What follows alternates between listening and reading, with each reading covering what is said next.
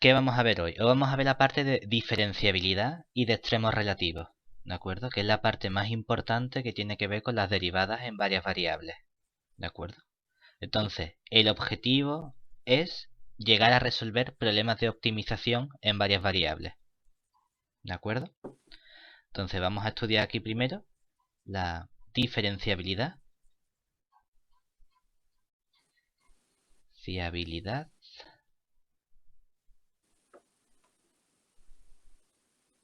en varias variables.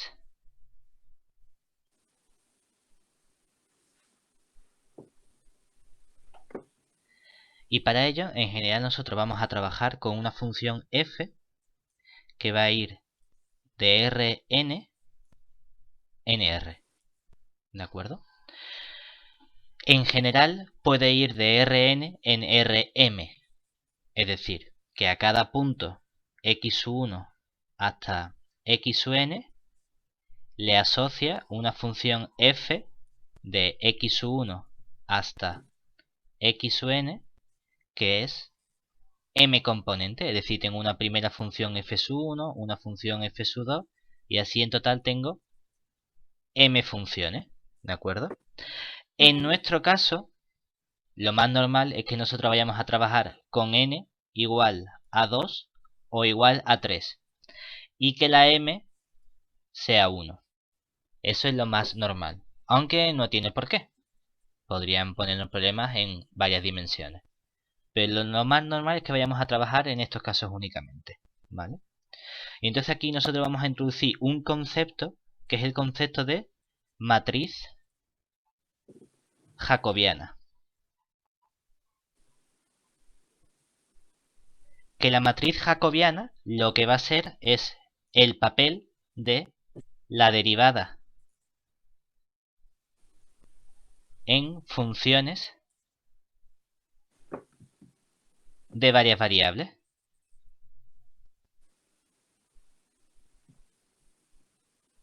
¿Vale? Para poder introducir la derivada en varias variables, nosotros vamos a seguir la misma metodología, como tal teóricamente se supone, que se hace con las funciones de una variable. ¿Recuerdan más o menos qué pasaba en una variable? Si nosotros teníamos una función f que iba de r en r, no sabemos la regla de derivación, pero inicialmente lo que era la aplicación derivada f' de x se definía del siguiente modo. Como el límite, cuando una cierta cantidad h tendía a 0, de f de x más h menos f de x partido de h. Y esto era la aplicación derivada. Quien dice aplicación lo podría llamar aplicación o función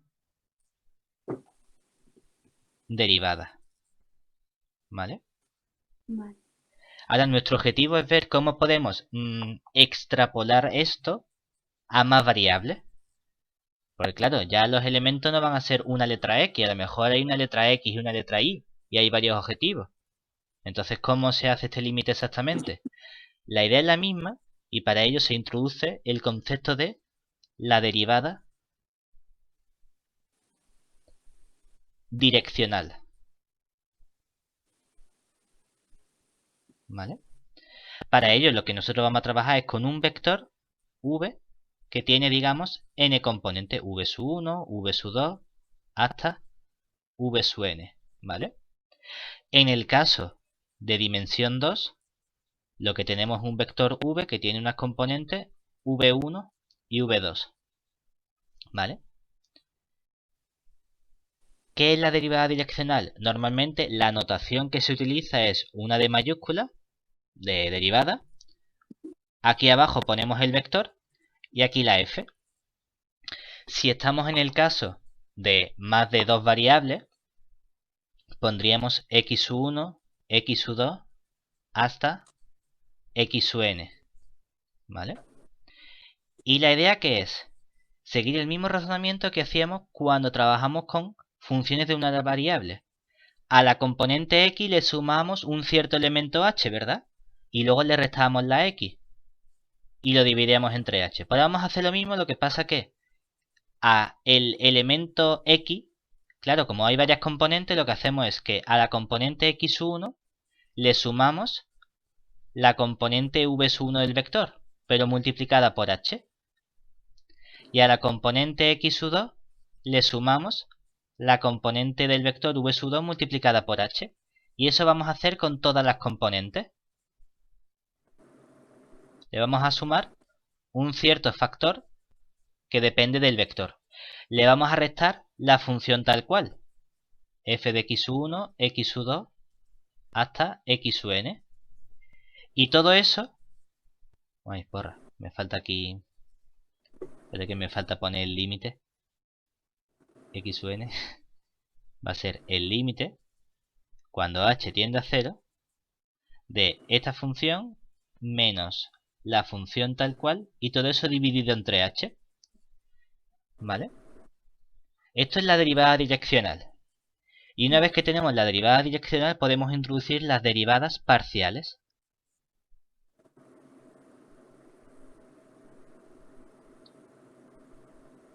¿Qué van a ser las derivadas parciales? Son las que se obtienen cuando el vector u correspondiente no es otra cosa que el vector e sub i. Es decir, el vector que son todos ceros, excepto la componente iésima que tiene un 1. ¿Vale? En ese caso, esta notación de escribir derivada direccional de la u de la función f en los puntos x1 hasta x sub n, en lugar de escribirlo de este modo, solemos abreviarlo y poner una d curvadita, que es la derivada parcial. Aquí abajo indicamos la posición, indicamos la letra x sub i de la función f. Esto es únicamente notación, que significa que en vez de tener que escribirlo de este modo, pues decimos, oye, para este caso particular vamos a escribirlo de un modo más cortito.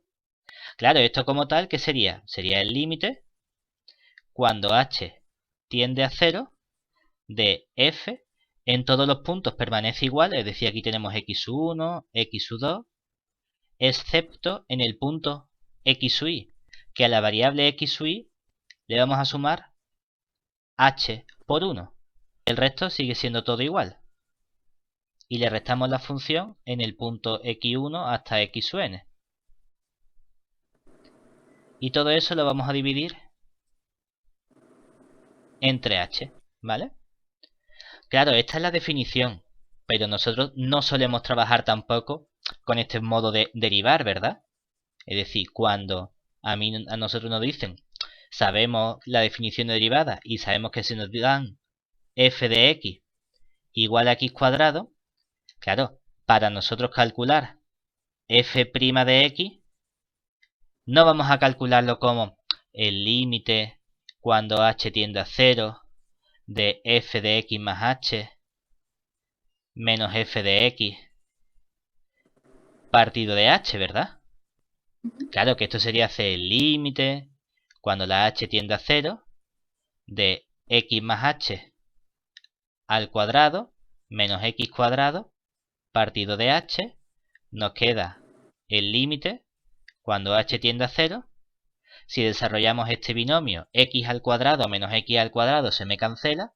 Aquí me queda h al cuadrado más 2h por x y todo eso dividido entre h, ¿verdad? H cuadrado entre h me queda una h, cuando h tiende a 0 es 0. 2h por x se me simplifica con la h de abajo y me queda 2x simplemente. Claro, pero nosotros lo que aprendemos al final son unas reglas que me permiten ir de la función directamente a esta expresión, ¿verdad? Que son las reglas de derivación que conocemos de polinomio, coseno, multiplicación, división, etcétera. Aunque inicialmente tenemos esta definición. Sí, pero que ¿Vale? a mí he visto bastantes exámenes que te piden siempre hacer una derivada mediante la definición. Vale. Entonces, nosotros lo que hacemos al final es, bueno, igual buscamos unas reglas para varias variables.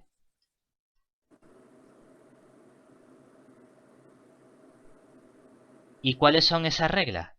Las reglas es que para calcular la derivada parcial respecto de la variable correspondiente de una función f, derivamos como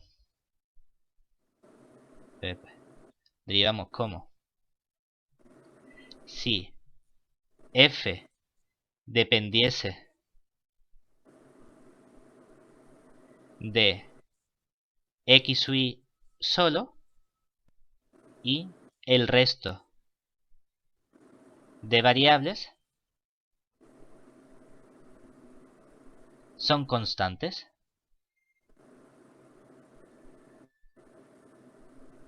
¿Eso qué significa? Que si yo tengo la función f de x, y, que es por ejemplo x al cuadrado más 2xy más y al cubo, y me piden calcular por un lado la parcial de f respecto de x, ¿qué vamos a decir? Ah, mira, voy a derivar cada cosa respecto de x como si solo hubiese x. Tengo x al cuadrado, pues se deriva x al cuadrado, ¿verdad? Me queda 2x. Es que aquí tengo 2x por y. Como hay varias letras, yo me fijo en la x. Y la y para mí es como si fuese un número. Si esto fuese un número, la derivada está multiplicando. Y me quedaría derivada de 2x sería 2 por la y que sería 2y, ¿verdad? Y aquí tendría y al cubo, que como no tiene x, sería una constante. Y la derivada de una constante es 0. O sea que me quedaría 2x más 2y. Si hago lo mismo, pero derivando respecto de y, diría, ah, la x cuadrado no tiene y, entonces como una constante, y la derivada de una constante es 0. Al derivar 2xy respecto de y, ahora me voy a fijar en que únicamente me interesa la letra y. La derivada de y sería un 1. Y el 2x es un numerito que está multiplicando, pues pondría 2x. Y ahora la derivada de y al cubo respecto de y sería derivar 3y al cuadrado. ¿Se entiende? Sí. Y estas son las reglas que nosotros vamos a hacer. ¿Por qué nos interesa esto? Porque esto es lo que nos permite a nosotros hablar de la matriz jacobiana. Vale.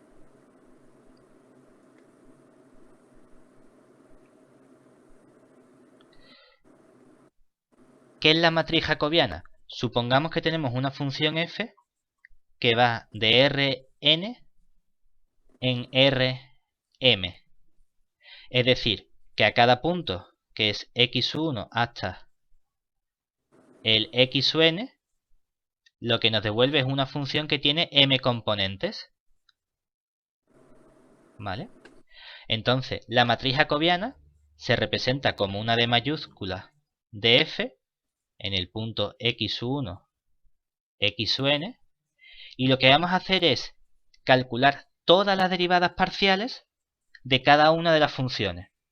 Entonces, en la primera fila vamos a coger la función f1 y la vamos a derivar respecto de todas las letras. Es decir, vamos a coger la derivada respecto de x1 de la función f, la derivada respecto de x2 de la función f1, y así hasta la última componente, que es la derivada respecto de la variable xn de la función f1.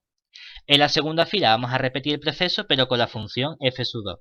Derivamos respecto de la primera variable la función f2, derivamos respecto de la segunda variable la función f2, y así derivamos respecto de la última variable la función f2. Llegamos hasta la última función, que sería derivamos respecto de la primera variable la función f sub m, derivamos respecto de la segunda variable la función f sub m, y derivamos respecto de la última variable la función f sub m. Y esto me da una matriz. Esto lo que representa es como la derivada de una función en varias variables. ¿De acuerdo? Hay un caso concreto que es qué ocurre cuando la m es igual a 1. Claro, porque si la m es igual a 1, esta derivada de la función en los puntos, ¿qué ocurre? Que solamente tiene estas funciones, una función, ¿verdad? Entonces solo hay una fila, es decir, sería la parcial de la x1 de la f, la parcial respecto de x2 de la f, hasta la parcial respecto de x u n de la f. Y en este caso, en el que solo tenemos una fila, lo que obtenemos es un vector, que es un caso particular de una matriz, que solo tiene una fila, ¿vale? Pero es un vector. Y a este vector lo solemos denotar como vector gradiente y le ponemos nabla de f en los puntos x1 hasta xn. Y este es el gradiente de f. Solo podemos hablar de gradiente cuando tengo una función escalar, es decir, una función en la que el resultado es un número. Cuando el resultado es un vector, en vez de llamarlo gradiente, le llamo matriz jacobiana. Oye, que también puedo llamar al gradiente simplemente matriz jacobiana. Cierto, pero tenemos un nombre especial para este caso, que es el de vector gradiente. ¿De acuerdo? ¿Por qué nos interesa todo esto? Porque nuestro objetivo es resolver problemas de optimización. ¿Y optimización qué significa?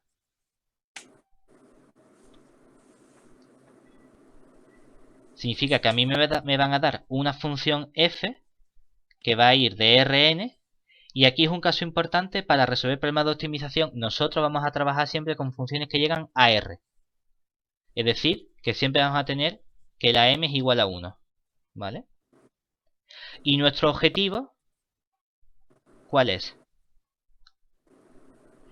Hallar los máximos y mínimos de f de x1, x2 hasta xn. Esto es resolver un problema de optimización, saber dónde nuestra función de varias variables ahora alcanza su mínimo y su máximo. ¿Vale? Antes, ¿qué hacíamos? Cuando teníamos una función de una variable para calcular máximos y mínimos, a mí me habían enseñado, bueno, pues si la función se puede derivar, lo que hacemos es que calculamos f' e igualamos a 0. Por lo tanto, aquí nos gustaría más o menos hacer lo mismo, es decir, oye, pues si yo tengo una función de varias variables, ¿podré calcular su derivada e igualar a 0? Esa es la primera pregunta que nos hacemos. Claro, lo que tenemos que tener en cuenta es quién es la derivada de una función de varias variables. Ah, pues hemos visto que en el caso de que lleguemos a dimensión 1 es precisamente el gradiente. Es decir, es un vector.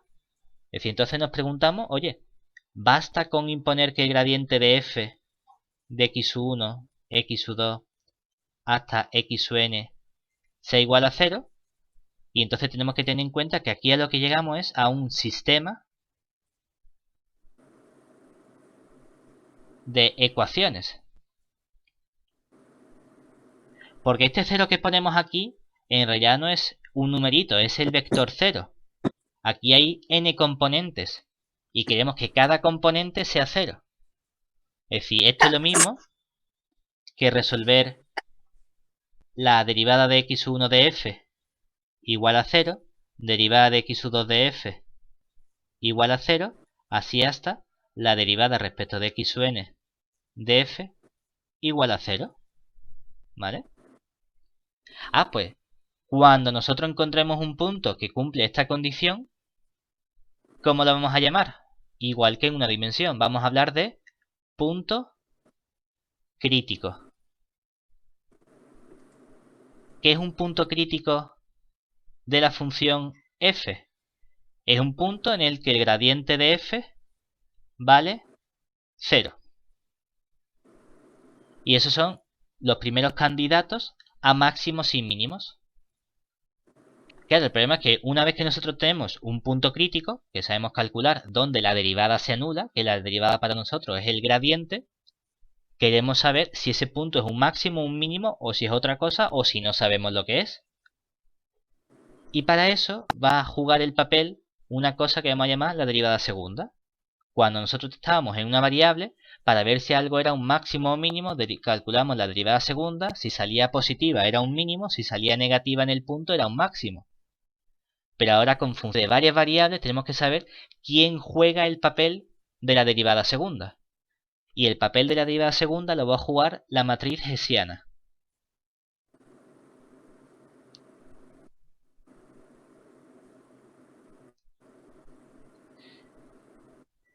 Y entonces, de nuevo, para una función que va de Rn en R, la matriz hessiana H sub f en el punto x1 hasta x sub n, lo que va a hacer es volver a derivar todas las componentes del vector gradiente. La primera componente del vector gradiente, que era la derivada respecto de x1, ¿verdad? Pues ahora vamos a volver a derivar esa derivada respecto de todas las otras variables.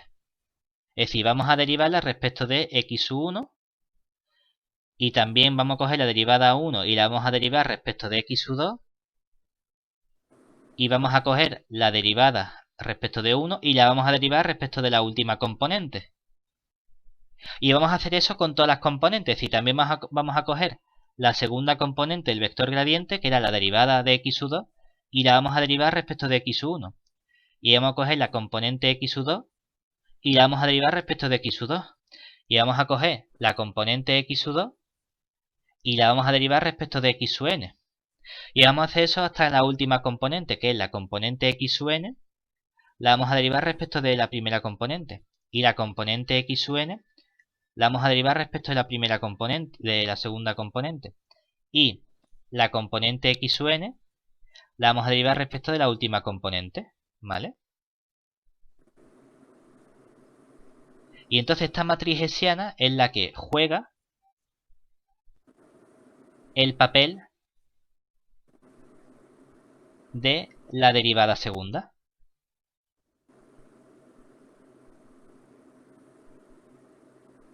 Lo que pasa es que esto es de nuevo una matriz.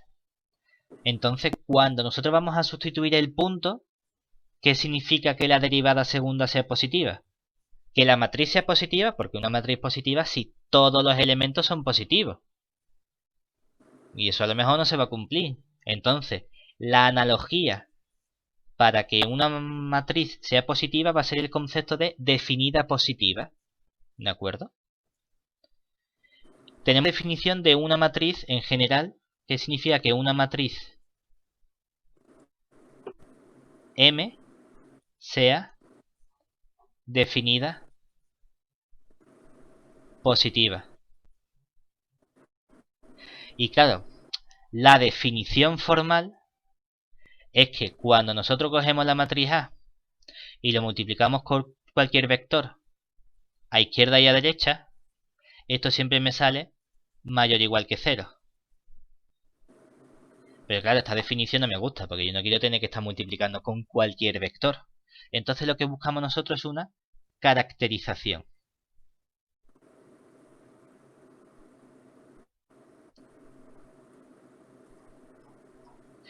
Y vamos a utilizar una caracterización que está basada en los menores principales,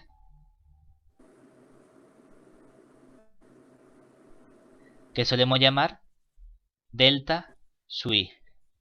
¿Qué es el menor principal? Imagínate que tenemos una matriz M que tiene componentes A11, A12, hasta A1n, A21, A22, A2n, hasta AN1, AN2, ANN. Aquí estamos hablando siempre de matrices cuadradas, porque queremos tener determinante, y para poder calcular determinante necesitamos tener una matriz cuadrada.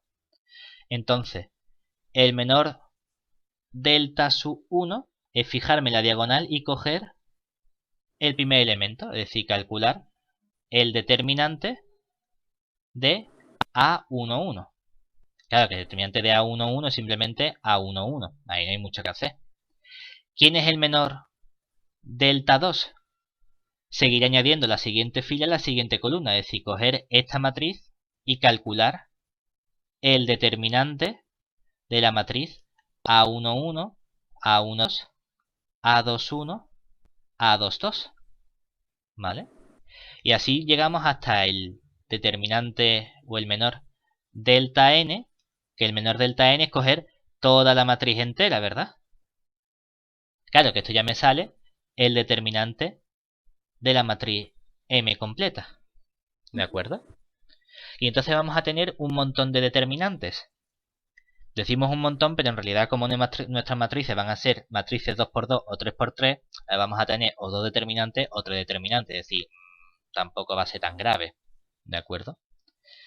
Y entonces aquí queremos saber qué significa que una matriz sea definida positiva usando estos determinantes o definida negativa. Que va a ser el análogo a que la función, la derivada segunda, sea positiva o negativa para saber si tenemos máximos o mínimos. ¿De acuerdo? Entonces, si es positiva, ¿es un mínimo o un máximo? Un mínimo. Vale, eso. Y si es definida negativa, va a ser un máximo. ¿Vale? Y la pregunta es, ¿qué significa definida positiva usando estos delta 1, delta 2, delta n? ¿Vale? Entonces aquí, definida positiva,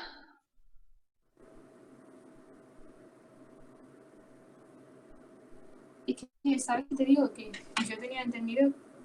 Espérate. Estoy pensando.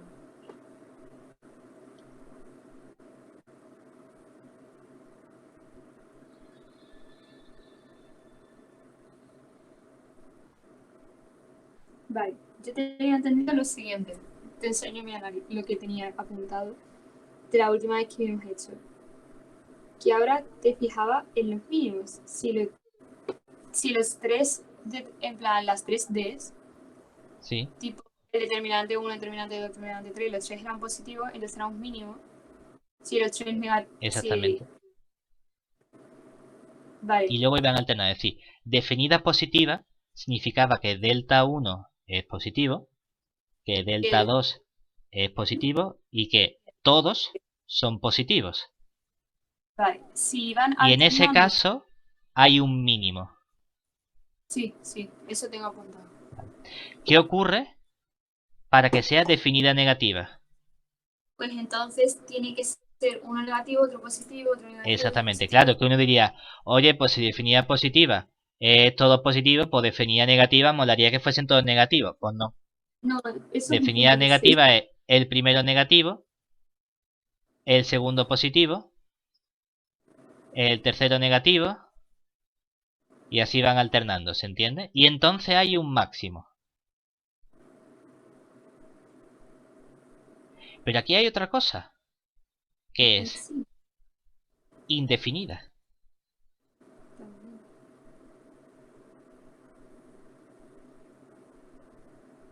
Que indefinida significa que los delta sui son distintos de cero. Es importante que no me salgan cero, pero no en ningún caso anterior.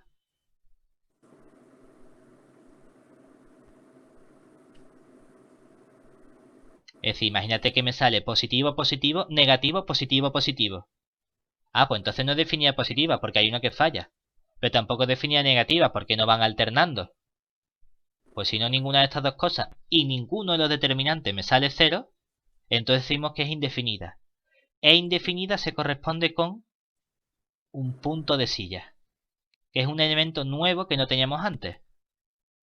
Pero si hay algún cero, entonces no sabemos qué pasa. Si hay algún cero, pues no puedes usar los menores principales para decir si es definida positiva, definida negativa o indefinida. Y entonces hay que usar la definición como tal de máximo y mínimo. Vale, guay. ¿De acuerdo? Entonces, por ejemplo, imagínate que yo te digo que vamos a considerar la función, por ejemplo, digamos, sea f que va de R2 en R dada por f de xy igual a, pues digamos, y al cubo menos x al cuadrado, ¿vale? Y a mí me piden calcular sus extremos relativos, es decir, su máximo y su mínimo. Calcular extremos relativos. ¿Qué vamos a decir? Pues vamos a comenzar diciendo, oye, como tengo una función de varias variables, el proceso es análogo. Yo quiero calcular su derivada igual al 0 y luego estudiar los posibles puntos. ¿Qué tenemos en este caso? Pues que primero tenemos que calcular su gradiente, ¿verdad? Que es el que juega el papel de derivada. Entonces calculamos el gradiente de f en xy, que formalmente sería calcular la derivada respecto de x de la f, la derivada respecto de y de la f. Si derivo respecto de x, el y al cubo sería una constante que es 0, derivada de menos x cuadrado sería menos 2x. Si derivo respecto de y, la y al cubo me quedaría 3y al cuadrado y la derivada de menos x cuadrado es una constante, es 0. Ahora, ¿qué hacemos nosotros? Pues imponemos que la derivada sea 0, ¿verdad? Es decir, que el gradiente de f en el punto xy se anule. Claro, esto es un vector que tiene dos componentes, entonces en vez de escribir 0, escribimos 0,0. Si solo sí, lo que significa esto es que menos 2x sea igual a 0 y 3y cuadrado sea igual a 0. Tenemos un sistema de ecuaciones. Que este sistema de ecuaciones es muy sencillito. ¿Y qué me queda? Pues me queda que el punto xy candidato a punto crítico es el 0, 0. Esto entonces es, por definición, un punto crítico. ¿Por qué? Porque es un punto en el que la derivada, que es el gradiente, se ha anulado. Eso seguro. Otra cosa es que esto sea un máximo o un mínimo o un extremo relativo en ese caso. Eso habrá que comprobarlo. Y para eso tengo que estudiar el carácter. Y el carácter lo voy a estudiar con la matriz hessiana. ¿Vale? Entonces ahora, para determinar el carácter,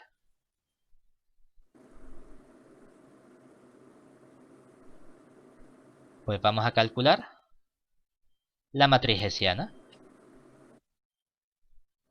La matriz hessiana h de f en el punto xy sería como tal coger la componente x de f y derivarla respecto de x, coger la componente x de f y derivarla respecto de y, coger la componente y de f y derivarla respecto de x y coger la componente y de f y derivarla respecto de y.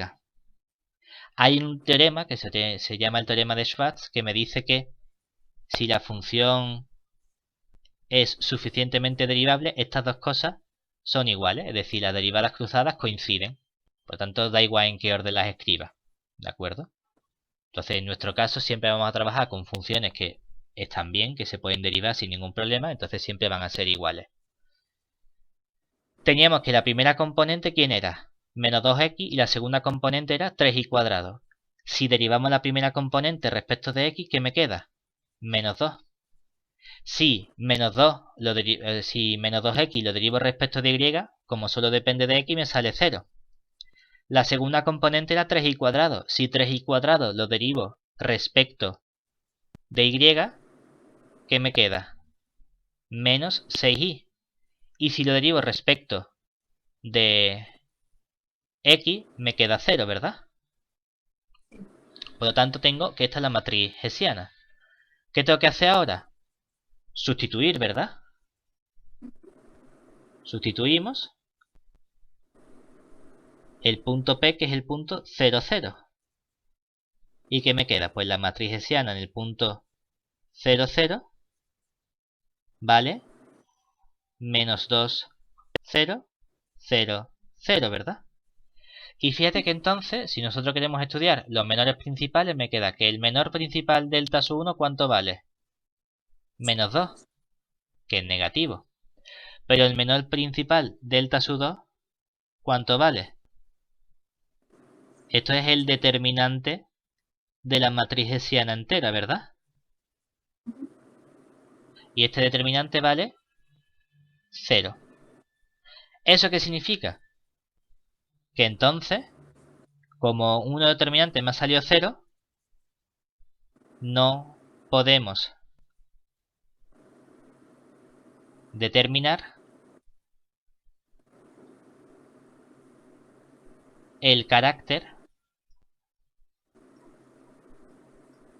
del punto crítico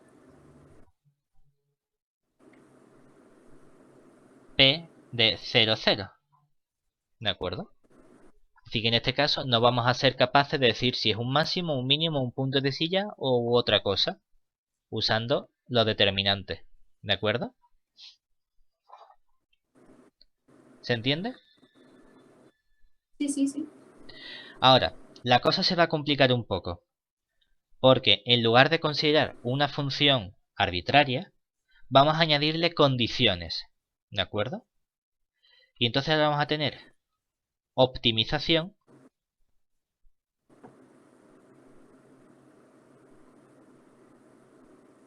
con restricciones.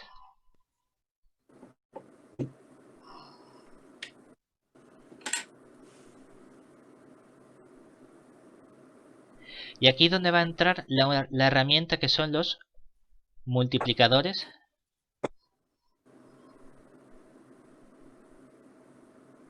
de Lagrange, que van a ser Eso una es herramienta que nos van a permitir resolver esta optimización. ¿De acuerdo? Nosotros vamos a tener tres tipos de restricciones.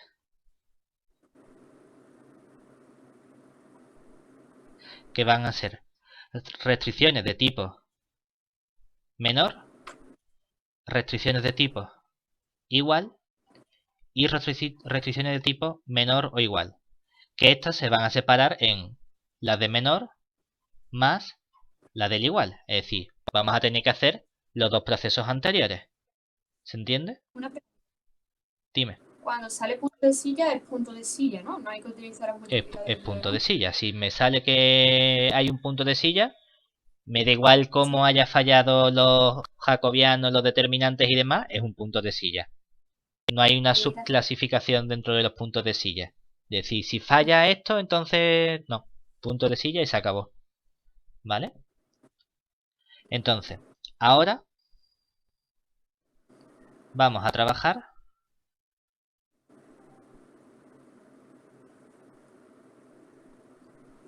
con funciones f que va de Rn en R y restricciones que van a ser funciones g que van también de Rn en R. ¿Vale? Donde lo que vamos a tener que hacer es resolver un problema en el que queremos optimizar la función f de x1 hasta xn sujeto a la restricción g de x1 xn. Y ahora esto puede ser menor que 0, igual a 0 o menor o igual que 0. ¿De acuerdo? Entonces, ¿cómo vamos a resolver este tipo de problema? Vamos a fijarnos primero en los casos de el menor. ¿De acuerdo? Entonces, ¿Puedes dar para atrás? sí. Solo un segundo. Vale, ya está. ¿Vale? Entonces, lo que vamos a empezar es, si tenemos una restricción del tipo g de x1 hasta xn menor o estricto que 0, ¿vale? Normalmente, lo que solemos decir es que esto se escribe del siguiente modo. Nos suelen dar un conjunto de puntos A, que son los puntos x1 hasta xn, pertenecientes a Rn, tales que g de x1 hasta xn es menos estricto que 0, ¿vale? Y entonces el proceso va a ser el mismo. Nosotros vamos a calcular el gradiente de f en el punto x1 hasta xn y vamos a imponer que sea 0. Claro, esto me va a dar un cierto punto P, ¿verdad? Que va a ser el punto crítico. ¿Y ahora qué vamos a hacer? Tenemos esta restricción, ¿verdad? Es decir, no me vale cualquier punto, me valen puntos que cumplan que la función g sea más chica que 0. Entonces vamos a comprobar si g en el punto P de verdad es menor que 0. Aquí hay dos casos posibles. ¿Que me sale que no? Entonces, P no es extremo relativo. Porque P no es un punto de mi problema. Es que si me piden los puntos en los que la segunda componente es más chica que 5 y me sale un punto que es 1, 8, ese punto no me interesa, ¿para qué lo voy a estudiar? ¿De acuerdo? O puede ser que me salga que sí. Y entonces, ¿qué pasa? Es un punto que puedo considerar y vamos a hacer lo mismo. Calculamos h de f en el punto P. Y clasificamos. ¿Vale? Ahí no hay ningún problema. ¿Hasta ahí bien? Estos son los problemas que se llaman libres. ¿De acuerdo? Ahora, hay un siguiente caso, que es el caso de la igualdad. Que en la igualdad es donde entran en juego los multiplicadores de Lagrange. ¿De acuerdo? Claro. Y a mí generalmente me ponen como dos desigualdades y a una añaden el igual. Exactamente. Entonces, fíjate, ahora lo que vamos a hacer va a ser el caso 2. Que es el caso de la igualdad. Es decir, ahora vamos a tener restricciones con g de x1 hasta x n igual a 0. Y aquí lo que hacemos es que usamos una función auxiliar que se llama función lagrangiana.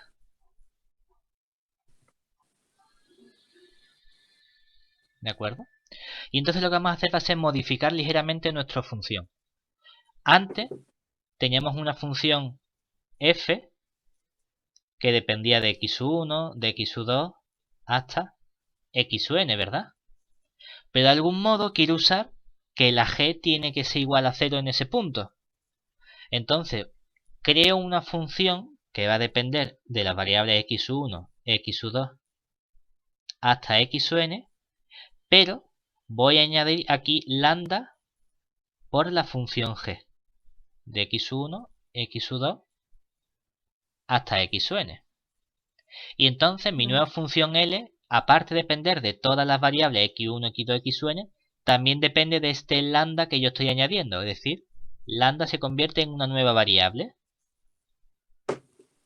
¿De acuerdo? ¿Qué conseguimos gracias a esto? Que ahora voy a estudiar mi problema, pero en vez de con la función f, con la función L. L es una función que ya no tiene restricciones. Mientras que f era una función que sí tenía restricciones. Esta función g. ¿De acuerdo? Sí. Y entonces para cada restricción de igualdad tengo que hacer este proceso. Ahora, pasos. Calculamos el gradiente de L, que depende de todas estas nuevas variables, y de lambda igual a 2, 0. ¿Vale? Esto me va a dar un punto crítico, o varios puntos críticos, ¿no? ¿Y ya qué vamos a hacer? Calcular la hessiana. Pero hay que tener una cosa en cuenta, que esta hessiana no es exactamente la hessiana que estamos acostumbrados. Porque la L, ¿cuántas variables tiene? Desde x1 hasta xn y otra más que es la L. Perdón, el lambda. Pero esta hessiana, aunque va a depender de todas estas variables, solo vamos a derivar hasta la variable xn. Es decir, respecto de la variable el lambda no vamos a derivar. Es decir, que aquí va a aparecer la parcial de x1 de la parcial de x1 de la L hasta la parcial de xn de la parcial de x1 de la L. Y no vamos a derivar, no vamos a hacer esto. ¿De acuerdo? Sí. Este paso no lo vamos a ahorrar. Vamos a hacer lo mismo con todo, pero sí vamos a llegar hasta la parcial de x sub n, x1 de L, parcial de x sub n, de x sub n de L, ¿de acuerdo? Y esto de aquí no lo vamos a tener en cuenta, ¿vale? Por eso, aunque nosotros nos gusta escribir aquí matriz hessiana y denotarlo H, no es exactamente la matriz hessiana de la L, porque para eso faltaría aquí la columna y la fila correspondiente a derivar la derivada respecto del lambda. Esa no la vamos a ahorrar, porque realmente como nuestro problema original dependía únicamente de las x1, x2, x sub n, pues no nos va a hacer falta para determinar el carácter que le pasa a este h de L, ¿de acuerdo? Sin embargo, la cosa se va a complicar bastante a la hora de estudiar qué ocurre con los puntos críticos. Porque nosotros vamos a hacer lo mismo, vamos a calcular esta casi hessiana de nuestra matriz y vamos a sustituir el punto P en esta matriz hessiana. Y ahora pueden ocurrir varias cosas, ¿verdad? ¿Qué pasa si la hessiana de L en el punto P es definida positiva? Que entonces en P hay un mínimo. ¿Qué pasa si la hessiana en el punto P es definida negativa? Que entonces en el punto P hay un máximo. Pero ¿qué pasa si la matriz hessiana en el punto P es indefinida o algún menor sale 0? Claro, cuando antes era indefinida, ¿qué decíamos? Punto de silla, ¿verdad? Y aquí nos gustaría decir, bueno, pues si sale indefinida, te decimos P punto de silla, ¿no? Pero esto no lo vamos a poder hacer. Vamos a tener que hacer un proceso extra. ¿Por qué? Porque mi función original no era L, ¿verdad? Era la función f. Y yo he construido una función extra añadiendo cositas para ser capaces de quitarme estas restricciones y hacerlo como si no hubiera nada. Pero claro, si las cosas fallan, a lo mejor es que como yo he añadido cosas, fallan porque he añadido cosas. Ahora tengo que estudiar cómo sería el problema si no hubiese añadido cosas. Y entonces en este caso hay que hacer otros pasos. Que van a ser los siguientes. Calculamos el gradiente de la función g, ¿vale? De x sub 1 hasta x sub n. Calculamos cuánto vale el gradiente de g en ese punto P. Y ahora calculamos el gradiente de g en el punto P, lo multiplicamos escalarmente por x sub 1 hasta x sub n e igualamos a 0. Claro, esto me va a dar una ecuación. ¿Vale? Siguiente punto sería, bueno, voy a ponerlo aquí, identificar la matriz hessiana HDL de P con su forma cuadrática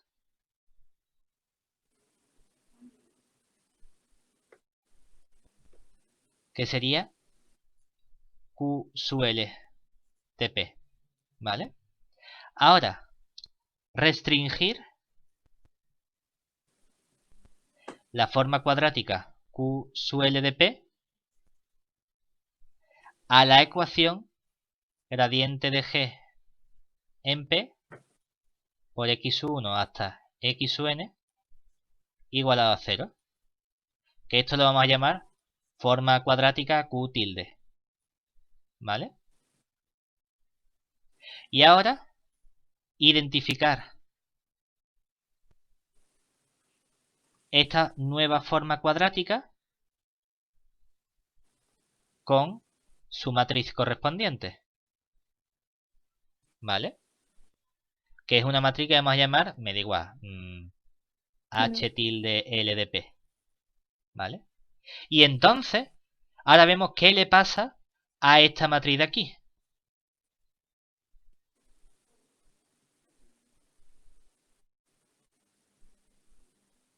Lo que le pasa a esa matriz es lo que pasa con HLDP. Y entonces ahora sí, si esta matriz, nos venimos para acá, si esta matriz H tilde de L de P es definida positiva, entonces la H de L de P, aunque me había salido indefinida, también es definida positiva. Es decir, que entonces en el P hay un mínimo. Si la H tilde de L de P es definida negativa, entonces la P, en el punto P hay un máximo. Si ahora la H tilde de L de P me sale indefinida, entonces en P hay un punto de silla. ¿De acuerdo? Y ahora sí, lo que le pase a esta última matriz es lo que de verdad le pasa a mi punto P. Que a lo mejor resulta que teníamos una matriz hessiana que me salía indefinida, que a mí me gusta decir es un punto de silla. Bueno, hago todo este proceso y llego a que esta H tilde también es indefinida. Ah, pues ahora sí que puedo decir que el punto P era un punto de silla.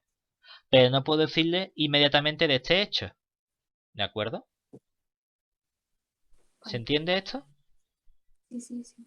Es un proceso un poquito extraño, pero vamos a ver un ejercicio para que veas cómo se hacen todas estas cuentas. ¿Vale? Vale. Entonces, por ejemplo,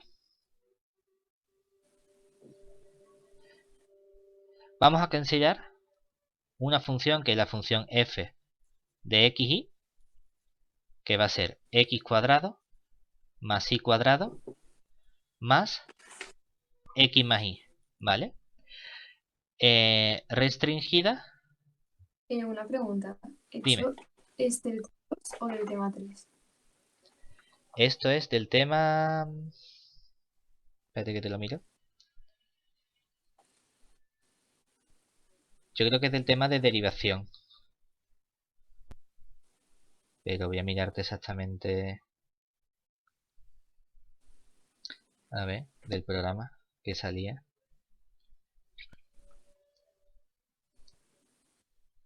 Es del tema 3, el de aplicación de la diferenciabilidad. Ok, gracias. Que son los extremos de funciones de varias variables. Entonces queremos estudiar esta función restringida a...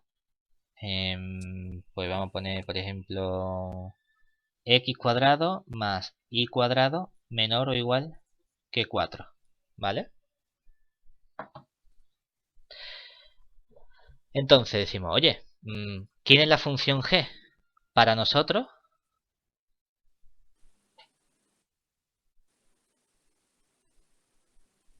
g de x, y va a ser la función, quiero que sea menor o igual que 0, o mayor o igual, me da exactamente igual. Es decir, o paso el 4 restando o paso todo el resto restando. Pues por ejemplo, voy a pasar el 4 restando para la izquierda, porque así solo tengo una cosa restando. ¿Vale? Entonces, tenemos dos problemas. ¿Vale? Un problema que es la función f de x, y en x cuadrado más y cuadrado menor que 4. Y otro problema que es la función f de x, y en x cuadrado más y cuadrado igual a 4. ¿De acuerdo? Son muy similares. Lo que pasa es que en el primer caso no me hacen falta los multiplicadores de Lagrange. Los multiplicadores de Lagrange únicamente me hacen falta cuando tengo restricciones con igualdad. Es que tengo un problema con menor o igual. Ah, pues entonces tengo que resolver los dos problemas de forma independiente. ¿Vale? ¿Qué haríamos en el primer problema? Diríamos, pues mira, pues yo calculo el gradiente de f de x, y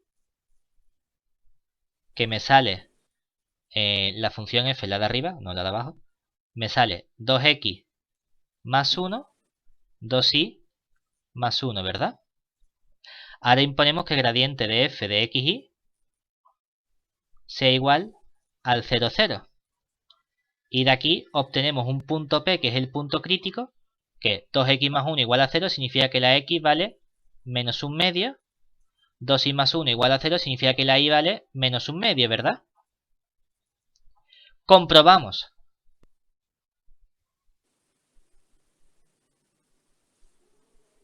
¿Qué tenemos que comprobar? Si el punto P verifica la restricción, ¿verdad? Pues calculamos menos un medio al cuadrado más menos un medio al cuadrado, que esto es un cuarto más un cuarto, que es igual a un medio. Que eso es menos estricto que 4, ¿verdad? Bien, pues entonces el punto P es de verdad un punto crítico a considerar como candidato a extremos relativos en mi problema del menor. Oye, ¿y este problema del menor, cómo vemos si es un máximo, un mínimo, un punto de silla u otra cosa? Con la hessiana, ¿verdad? Calculamos la matriz hessiana H sub f de xy, que sería, cojo la componente 2x más 1 y derivo respecto de x, y me queda un 2. La derivo respecto de y me queda un 0. Cojo la segunda componente y la derivo respecto de x, y me queda un 0. Y la derivo respecto de y me queda un 2. Tendríamos que sustituir en el punto P, que es el punto menos un medio, ¿verdad? Es que resulta que no depende de x y bueno, pues me vuelve a quedar la matriz 2, 0, 0, 2, ¿verdad? ¿Qué pasa a esta matriz? ¿Que cuánto vale el delta sub 1? El delta sub 1 vale 2, que es positivo, ¿verdad? ¿Cuánto vale el delta sub 2? El delta sub 2 vale 2 por 2, 4, que es positivo. Si todos los menores principales son positivos, la matriz H sub f en el punto P es definida positiva.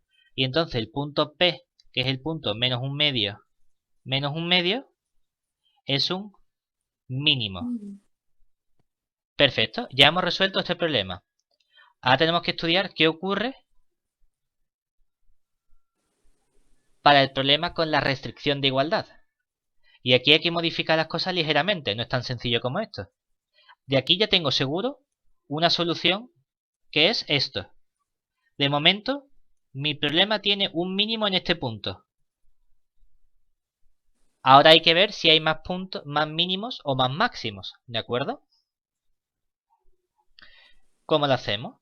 Decimos, bueno, como este es un problema con igualdad, tenemos que estudiar la función lagrangiana L de x y lambda, que va a ser, cojo la función f, x cuadrado más y cuadrado más x más y, más lambda por la función g, que la función g es la restricción, x cuadrado más y cuadrado menos 4, ¿vale? Muy parecido, calculo gradiente de L, que esto sí va a ser las tres componentes. Es decir, sí va a ser coger la componente x, que sería 2x más 1, y a derivo lambda x cuadrado y me queda 2 lambda x, derivo respecto de y y me queda 2y más 1 más 2 lambda y, y la última componente derivada respecto de lambda, se me va el x cuadrado, esto va, derivada de lambda es 1, me queda la restricción x cuadrado más y cuadrado menos 4, ¿verdad? Claro, entonces tenemos que resolver un sistema, ¿verdad? ¿Qué sistema resolvemos? Un sistema que es 2x más 1 más 2 lambda x igual a 0, 2y más 1 más 2 lambda y igual a 0, y la tercera componente que es x cuadrado más y cuadrado menos 4 igual a 0. Fíjate que esta última componente es precisamente la restricción. Esa fue la idea de Lagrange, fue decir, pues para imponer la condición de que el x cuadrado más y cuadrado menos 4 tiene que ser igual a 0, si lo añado como una nueva variable, al derivar respecto de esta variable va a aparecer aquí la restricción x cuadrado más y cuadrado menos 4 igual a 0. Aunque la desventaja es que añadimos estos nuevos términos 2 lambda x, 2 lambda y. Ahora hay que resolver este sistema. Y para resolver este sistema lo que uno hace es buscarse la vida. No hay ningún método. Son sistemas no lineales, aquí no se aplica Gauss, aquí es darse cuenta de algún truco. Puedes utilizar sustitución, puedes sumar ecuaciones, puedes hacer lo que te dé la gana mientras que al final lo resuelvas. Y para eso tenemos que hacer las cosas normalmente con mucho cuidadito de no equivocarnos y de distinguir todos los casos. Entonces, vamos a verlo despacito. Hemos dicho que tenemos el sistema 2x más 1 más 2 lambda x igual a 0. 2y más 1 más 2 lambda y igual a 0. Y x cuadrado más y cuadrado menos 4 igual a 0. La recomendación: o despejamos el lambda de las primeras ecuaciones o buscamos alguna relación. En este caso, por ejemplo, si uno dice, imagínate que yo dejo la primera ecuación igual, 2x más 1 más 2 lambda x igual a 0. Y ahora, a la ecuación de abajo le voy a restar la de arriba. Es decir, me queda 2 y menos 2x. 1 menos 1, 0. Más 2 lambda y menos 2 lambda x. Y 0 menos 0 me queda 0. Y aquí sigo con x cuadrado más y cuadrado menos 4 igual a 0. Y me dice, bueno, ¿qué he ganado con esto? Lo que gano es que esta ecuación, si me fijo, tengo aquí 2 que multiplica a y menos x. Y tengo aquí 2 lambda que multiplica a y menos x. Y entonces, si saco y menos x factor común, tengo y menos x, tengo un 2 factor común, que multiplica entonces aquí a un 1 y aquí a un lambda igualado a 0. Y lo bueno de tener ahora una ecuación con cosas multiplicando igualadas a 0 es que esto es equivalente a que cada uno de los factores sea 0, es decir, que y menos x sea igual a 0 o que 1 más lambda sea igual a 0. Y ahora vamos a empezar a estudiar los subcasos. ¿Vale? Estudiamos los casos por separado. Primer caso sería que y menos x sea igual a 0. O lo que es lo mismo, que la y sea igual a la x. ¿Vale? ¿Cómo quedaría la primera ecuación? Pues la primera ecuación quedaría 2x más 1 más 2 lambda x igual a 0. La segunda ecuación, segunda ecuación, como la y es igual a x, sé que me queda 0. Pues 0 igual a 0, esa no la escribo, ¿verdad? Y ahora me voy a la última ecuación. Como la y es igual que la x, puedo escribir 2x cuadrado menos 4 igual a 0, ¿verdad? Entonces de aquí puedo resolver y decir que x tiene que ser igual a 4 entre 2 sería 2, más menos la raíz de 2, ¿verdad? Me salen dos posibles soluciones, o la raíz positiva o la raíz negativa. ¿Qué me falta ahora? Saber el valor de lambda, porque aunque no me haga falta para las derivadas, sí me hace falta para el posible punto, es decir, tengo que sustituir el valor de lambda también. Entonces aquí despejamos lambda. ¿Qué me queda? Pues tengo 2x más 1 más 2 lambda x igual a 0. Esto es lo mismo, si saco el 2x factor común me queda 2x que multiplica a 1 más lambda igual a menos 1. Me queda entonces que 1 más lambda es igual a menos 1 partido por 2x. Y me queda entonces que lambda es igual a menos 1 partido por 2x menos 1. O lo que es lo mismo, para escribirlo de forma abreviada podríamos decir que lambda es igual a, en vez de más menos, como aquí hay un menos, sería menos más 1 partido 2 raíz de 2 menos 1. Es decir, que de aquí en realidad, ¿qué sacamos? Sacamos dos puntos que serían el punto P sub 1, si la x vale raíz de 2, la y cuánto vale, lo mismo que la x, raíz de 2, y el lambda cuánto vale, menos, pues sería menos 1 partido 2 raíz de 2 menos 1. Y un punto P sub 2, que sería si la X vale menos raíz de 2, la Y vale lo mismo, que sería menos raíz de 2. Y al cambiarle el signo, el lambda sería 1 partido 2 raíz de 2 menos 1. ¿Vale? Ahora vamos al siguiente caso, que el siguiente caso sería 1 más lambda igual a 0.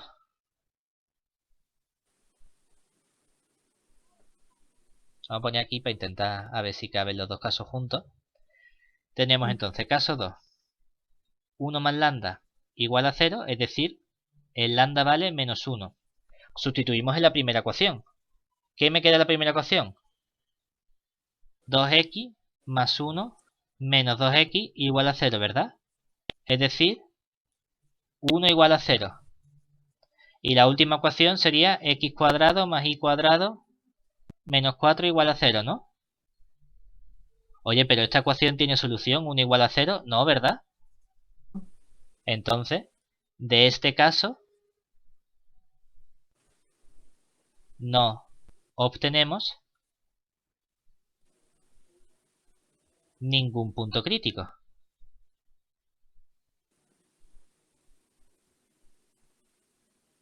Puede ocurrir, es decir, no me tiene que salir punto crítico de todos los casos, ¿de acuerdo? ¿Eso qué significa? Que tengo dos candidatos que son estos dos puntos. Y ahí yo tengo que determinar si estos dos puntos son máximos o mínimos, o puntos de silla, o no soy capaz de decir lo que es. Y para eso vamos a construir nuestra cuasi matriz hessiana, ¿de acuerdo? Entonces, para determinar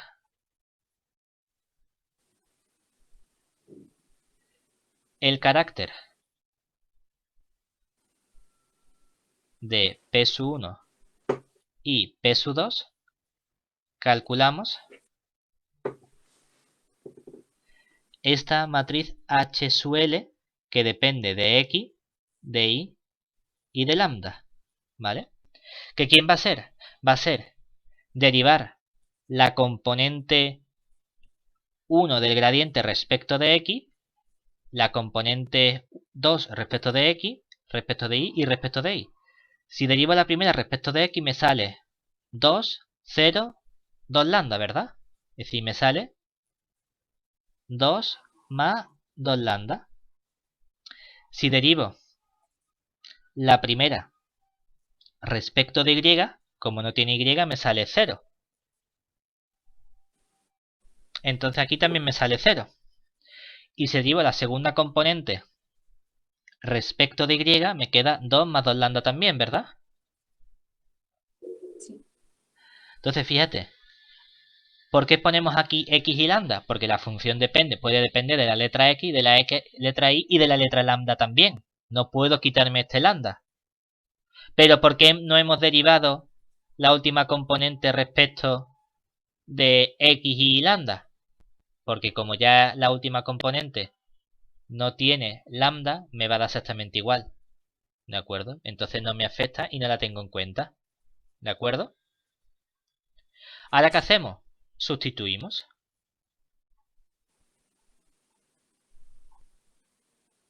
Nos queda entonces, ¿cuánto vale la matriz hessiana HDL en el punto P sub 1?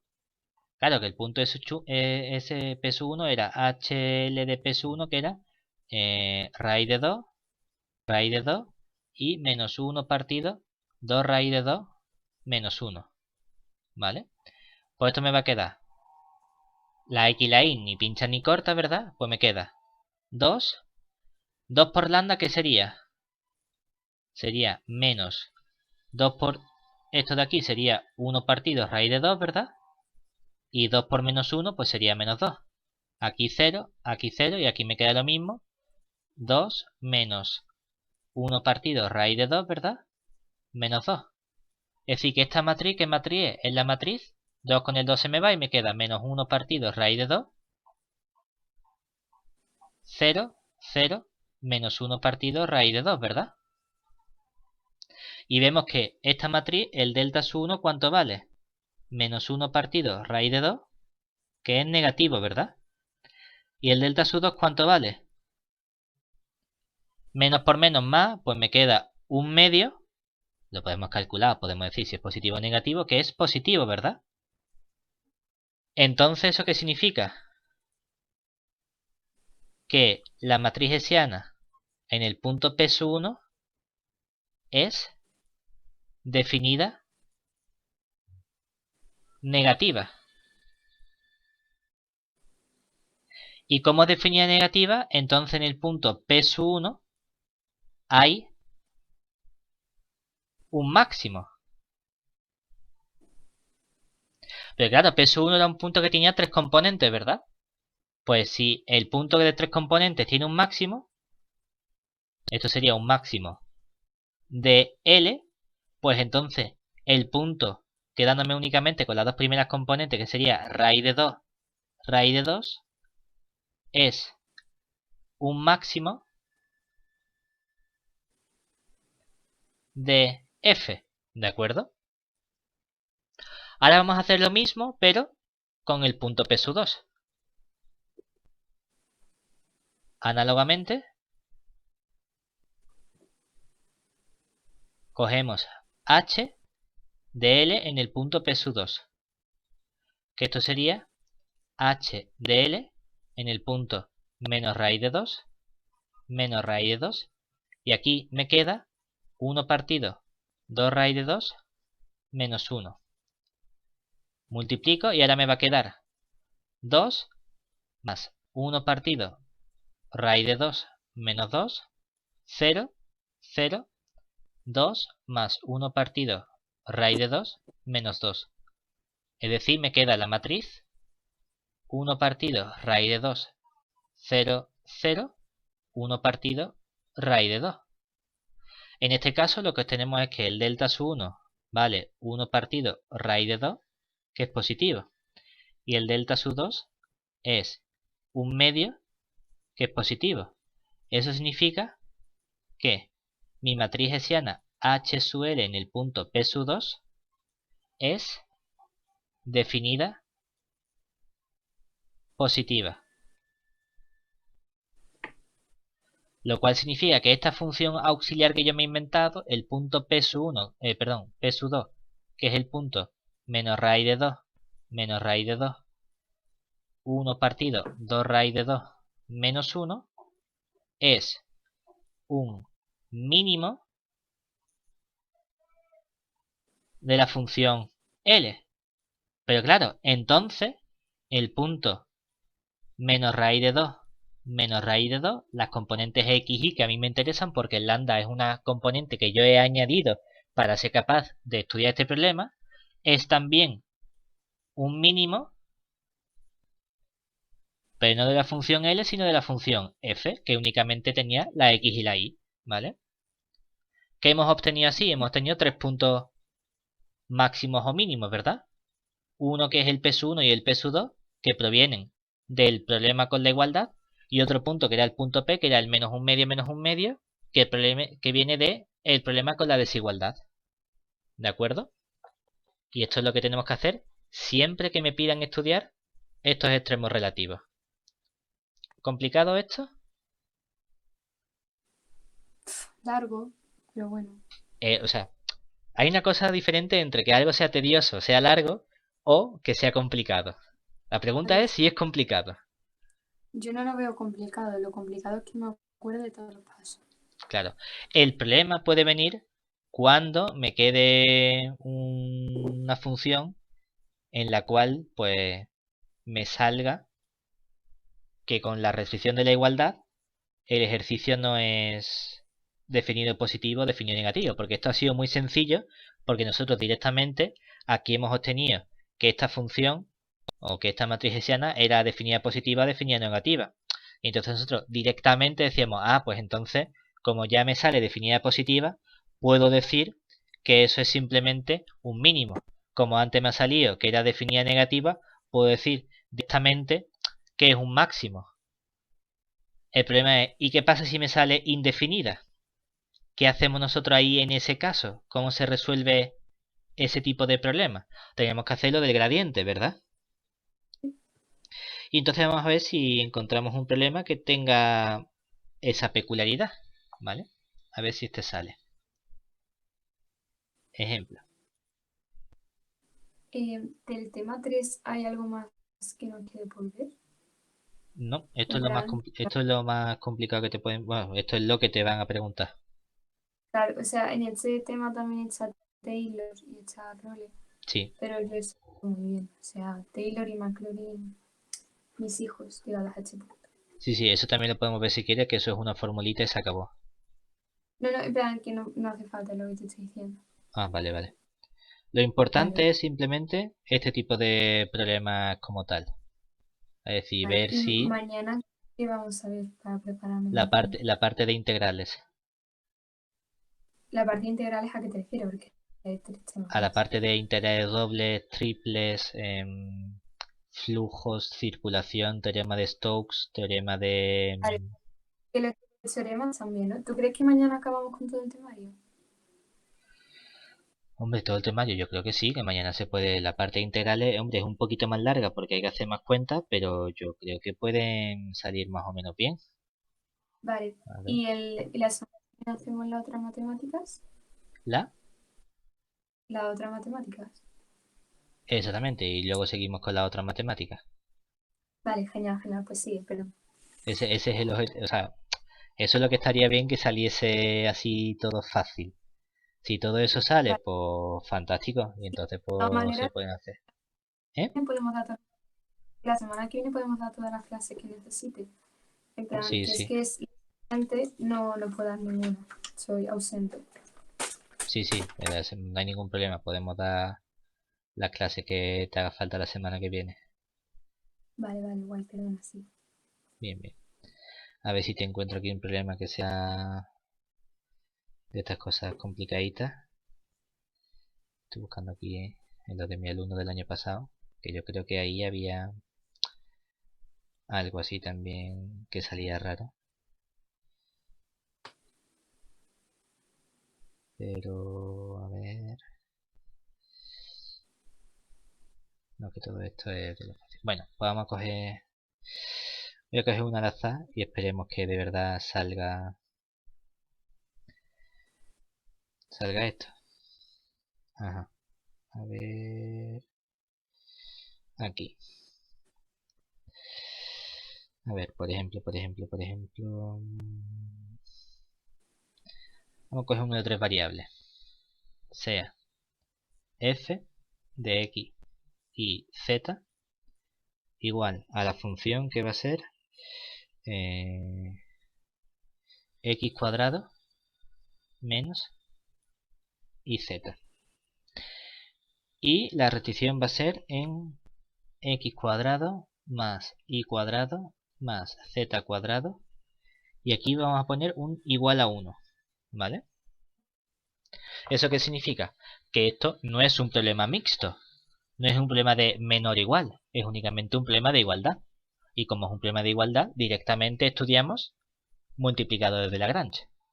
Entonces, como tenemos una restricción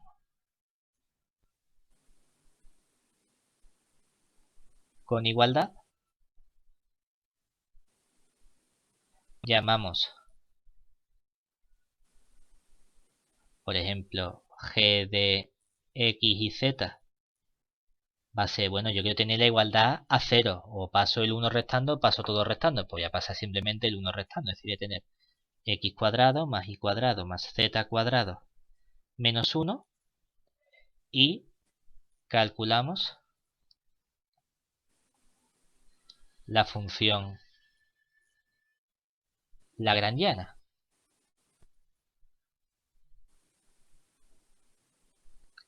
¿Quién es la función lagrangiana? Pues la función lagrangiana es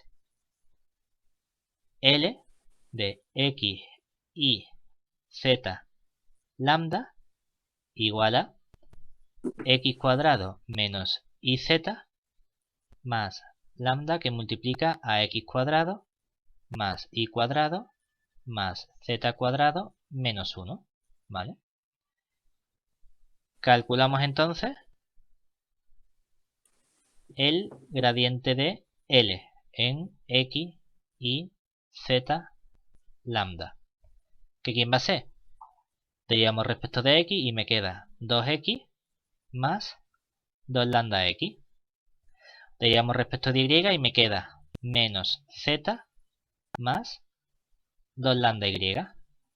Derivamos respecto de z y me queda menos y más 2 lambda z.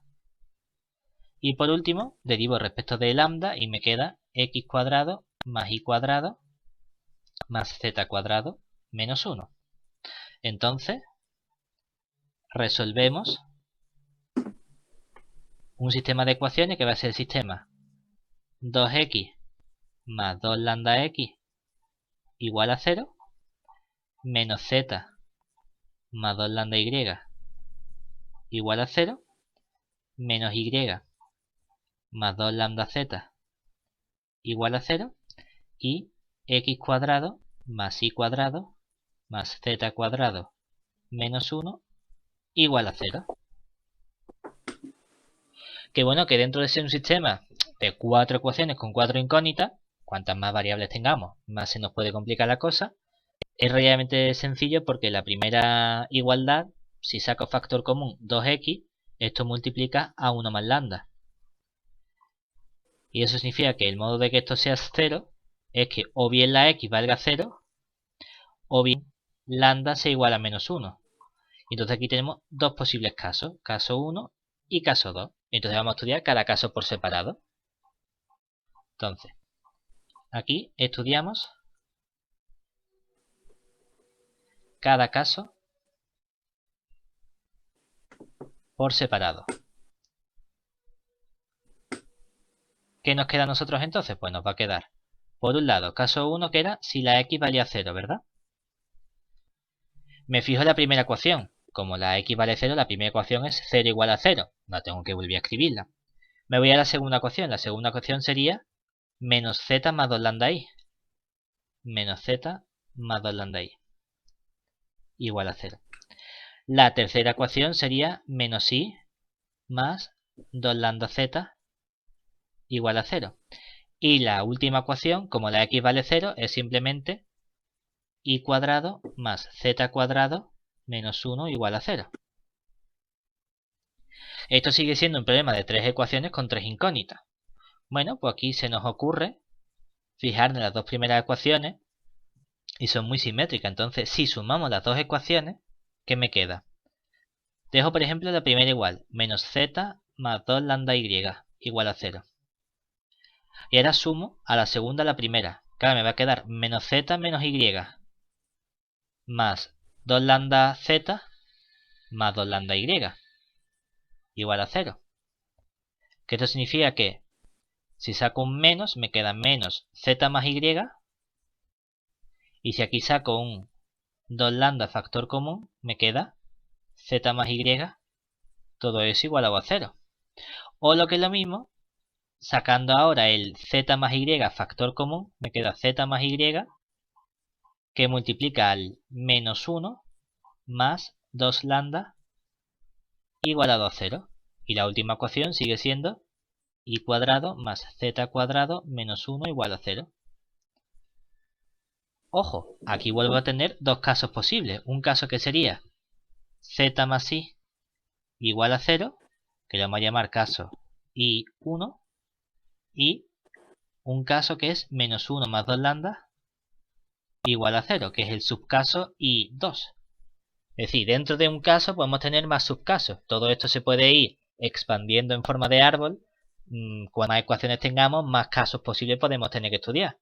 Entonces aquí, de nuevo, estudiamos cada subcaso por separado. ¿Vale? Entonces, subcaso dentro de x igual a 0, aparte añadimos que z es igual a menos i. ¿Vale? Entonces, claro, la primera ecuación en que se convierte. Como la z es igual a menos i, pues aquí me queda menos menos i, pues sería i más 2 lambda i igual a 0. La segunda ecuación, como z es igual a menos i es 0 igual a 0, no la pongo. Y la última ecuación, ¿qué me quedaría? I cuadrado menos i al cuadrado, pues sería i cuadrado, pues me queda 2i cuadrado menos 1 igual a 0. ¿Qué sacamos de aquí? Sacamos que la i vale entonces más menos 1 partido raíz de 2. Ahora sustituimos.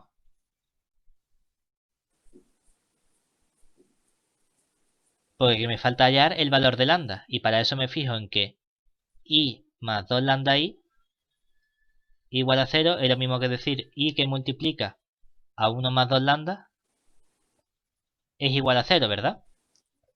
¿Y eso qué significa? La i es distinta de 0, ¿cierto? Sí.